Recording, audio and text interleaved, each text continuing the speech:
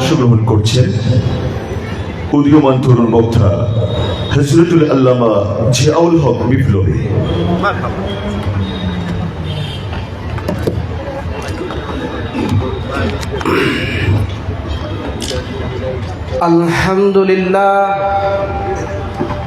আলহামদুলিল্লাহ নাহমাদুহু ওয়া নাস্তাঈনুহু ونستغفره ونعوذ بالله من شرور أنفسنا ومن سيئات أعمالنا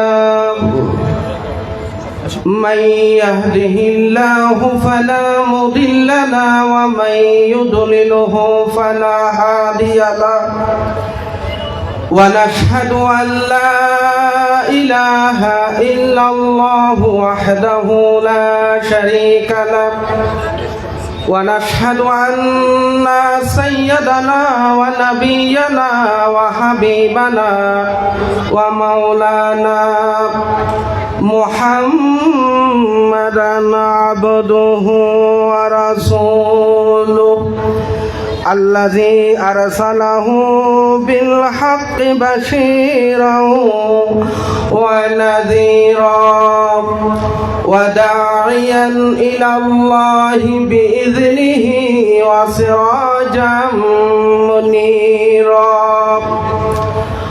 أما بعد فقد قال الله تعالى في كلامه المجيد والفرقان الحميد أعوذ بالله من الشيطان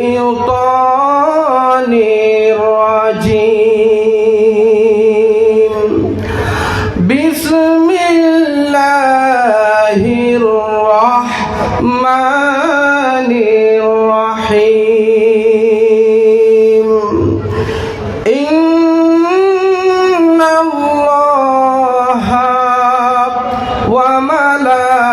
وملائكته يصلون على النبي يا أيها الذين آمنوا صلوا عليه وسلموا تسليما اللهم صل على سيدنا مولانا محمد وعلى آل سيدنا مولانا محمد উড়ে যাবে বাংলার হাওয়া উড়ে যাবে মদিনা এ আশিকদের সালাম দিও নবীজির পাক রওয়াজায় আল্লাহুম্মা সাল্লি আলা সাইয়্যিদিনা মাওলানা মুহাম্মদ ওয়া আলা আলি সাইয়্যিদিনা মাওলানা মুহাম্মদ أعوذ بالله من الشيطان الرجيم بسم الله الرحمن الرحيم يا أيها الذين آمنوا لا تقدموا بين يدي الله ورسوله واتقوا الله إن الله سميع عليم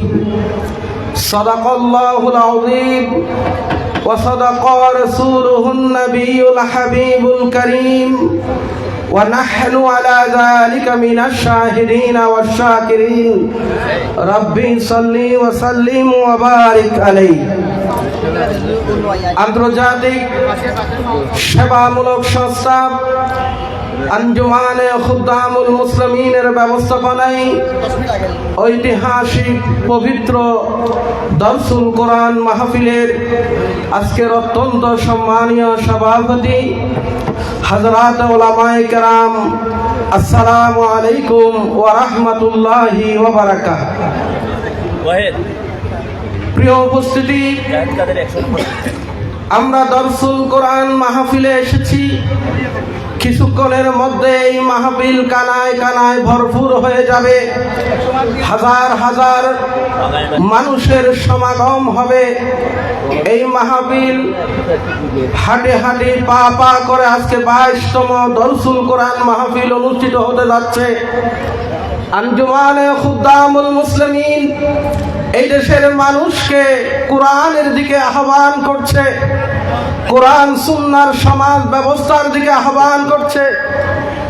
প্রিয় উপস্থিতি, আমি যে আয়াতে কারিমা সূরা হুজুরাত থেকে তেলাওয়াত করেছি, এই আয়াতে কারিমার প্রেক্ষাপটে আল্লামা ইবনে কাসির আলাইহি রাহমা তাফসীর ইবনে কাসিরের মধ্যে একটি শানে নুজুল এনেছেন। আল্লাহর হাবিব হযরতে মুআজকে ইয়ামানের শাসনকর্তা নিয়োগ করলেন। আল্লাহর হাবিব বললেন, ও মুআজ, আমি তোমাকে ইয়ামানের শাসনকর্তা নিয়োগ করলাম, তবে তোমার কাছে আমার প্রশ্ন হলো, তুমি যখন ইয়ামান শাসন করবে তখন তুমি কোন তন্ত্র দিয়ে, কোন গাইড বুক দিয়ে, তুমি কোন তন্ত্র দিয়ে ইয়ামানকে শাসন করবা? হযরতে মুআজ বললেন, ইয়া রাসূলুল্লাহ, ইয়া হাবিবাল্লাহ, আমি আল্লাহর দেওয়া কিতাব কুরআনুল কারীম দিয়ে আমি ইয়ামান পরিচালনা করব। আল্লাহর হাবিব বললেন, ও মুআজ, তুমি যদি কোরআনের সব সমস্যার সমাধান না পাও, তখন হযরতে মুআজ বললেন, ইয়া রাসূলুল্লাহ, আমি আপনার সুন্নাহ দিয়ে আমি ইয়ামানকে পরিচালনা করব।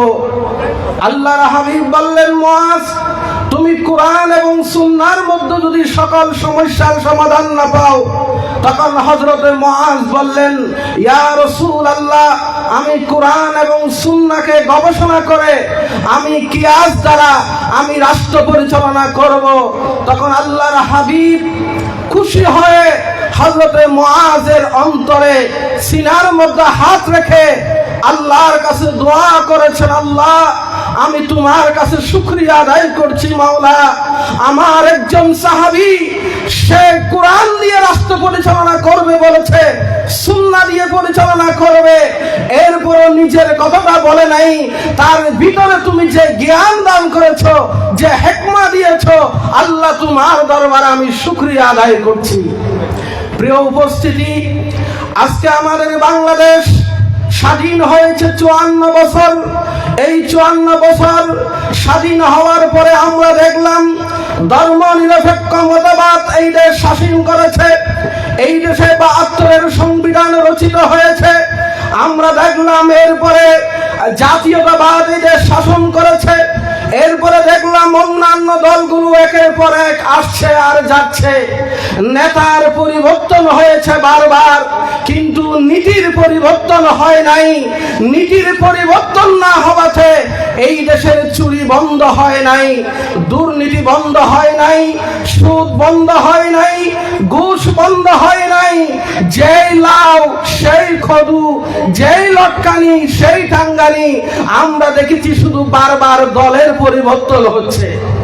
আঞ্জুমানে খুদ্দামুল মুসলিমিন এই দেশের মানুষকে আহ্বান করছে, কোন তন্ত্র দিয়ে, কোন মন্ত্র দিয়ে, ধর্ম নিরপেক্ষ মতবাদ, একটি কুফরি মতবাদ দিয়ে, জাতীয়তাবাদের মতো একটি মতবাদ দিয়ে, কোন রাজতন্ত্র সমাজতন্ত্র দিয়ে এই দেশের দুর্নীতি বন্ধ হবে না, চুরি বন্ধ হবে না, ঘুষ বন্ধ হবে না, চাঁদাবাজি বন্ধ হবে না, লুটপাট বন্ধ হবে না, জুলুম বন্ধ হবে না। যদি এগুলো বন্ধ করতে হয়, কোরআনের শাসন লাগবে। কথা বলেন ঠিক কিনা?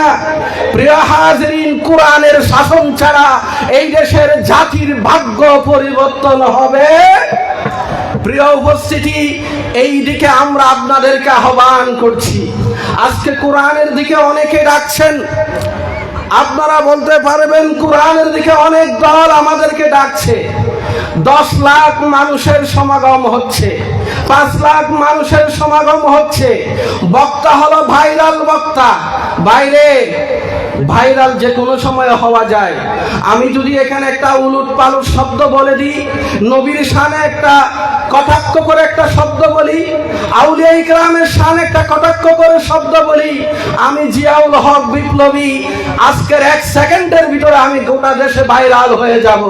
কিন্তু একটা কথা মনে রাখবেন, ভাইরাল হয়ে লাখ লাখ মানুষের সমাগম করে ওই জাহান্নামের পথে যাওয়ার চেয়ে গোপনে গোপনে আল্লাহকে রাজি করে জান্নাতে যাওয়াটাই অনেক উত্তম। কথা বলেন ঠিক কিনা? আমরা ভাইরাল বক্তা চাই না, আমরা ভাইরাল হতে চাই না, আমরা আল্লাহ এবং রসুলকে রাজি করতে চাই। হযরতে বেলাল রাদিয়াল্লাহু তাআলা আনহু, তিনি কালো ছিলেন, তিনি গরিব ছিলেন, ধন ছিল না, সম্পদ ছিল না, গাড়ি বাড়ি ছিল না, কিন্তু হযরত বেলালের মর্যাদা এমন পর্যায়ে পৌঁছে গেছে, আল্লাহর হাবিব মেরাজে সফর করতে গেলেন আর সেখানে বুঝছেন যে হযরতে বেলালের স্যান্ডেলের আওয়াজ শোনা যাচ্ছে। আল্লাহর হাবিব হযরতে বেলালকে বলেছেন, ও বেলাল, তুমি এমন কি আমল করেছো যে আমলের কারণে তোমার স্যান্ডেলের আওয়াজ জান্নাতে শোনা যাচ্ছে? আল্লাহর হাবিবের উত্তরে হযরতে বেলাল বলেছেন, ইয়া রাসূলুল্লাহ, আপনাকে আল্লাহকে রাজি করার মতো হয়তো এমন উল্লেখযোগ্য আমল আমার কাছে নাই, তবে আমি ওযু করার পরে 2 রাকাত তাহিয়াতুল ওযু কন্টিনিউ পড়ি, হয়তো এই ইবাদত আমার আল্লাহর কাছে কবুল হয়ে গেছে। বাবারা, ভাইয়েরা, আজকের এই আঞ্জুমান খুদ্দামুল মুসলিমিন আপনাদেরকে আমরা সবার কাছে ছুটে গেছি। এই চট্টগ্রাম মহানগরীর দাওয়াতি কার্যক্রমে আমি দায়িত্ব নিয়ে, আমি কোন দল, আমাদের দল কিনা না অন্য দল, হক না বাতিল, আমরা কিছু পরোয়া করি নাই। আমরা কোরআনের দাওয়াতি কার্ড নিয়ে সবার কাছে ছুটে গেছি। আমাদের উদ্দেশ্য হলো আমরা ঐক্যবদ্ধ হব। তবে এই ঐক্যবদ্ধ হবে সুন্নিয়তের ভিত্তিতে, এই ঐক্যবদ্ধ হবে নবী প্রেমের ভিত্তিতে, এই ঐক্য হবে সাহাবায়ে কেরামের প্রতি মহব্বতের ভিত্তিতে। এই ঐক্য যদি হয়, এই ঐক্য কিয়ামত পর্যন্ত অটুট থাকবে। কথা বলেন ঠিক কিনা?